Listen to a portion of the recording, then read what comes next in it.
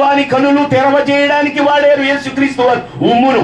ఉమ్ముతో బురద చేసి గుడ్డివాని కనులను పూసి అతన్ని సిలోయము కోనేటిలోకి వెళ్ళి కడుక్కో, నీకు స్వస్థత కలుగుతుందంటే అతను స్వస్థత పొందాడు. ఆ స్వస్థత పొందినోడు కూడా గలివిలి చేశాడండి. ఎరా నువ్వు ఎట్లా స్వస్థత పొందావు?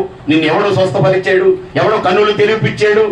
ఎవరింటికి ప్రార్థనకి వెళ్తున్నావు? ఎవరి దగ్గరికి వెళ్తున్నావు? ఎక్కడ పెడితే అక్కడ ప్రార్థన పెడుతున్నాడు, బోర్డులు పెడుతున్నాడు, ఈ పెడుతున్నాడు. గందరగోళాలు సృష్టించి గలిబిలి చేసి ఒక రాజకీయ పరముగా వాళ్ళు ఏం చేశారంటే, ఒకడు అన్నాడు వచ్చి నాతో చేయి కలుపు, మన ఇద్దరం కలిసిపోతే రోమా సామ్రాజ్యం నలిగి పతనమయ్యి మనమే నిలబడతాము.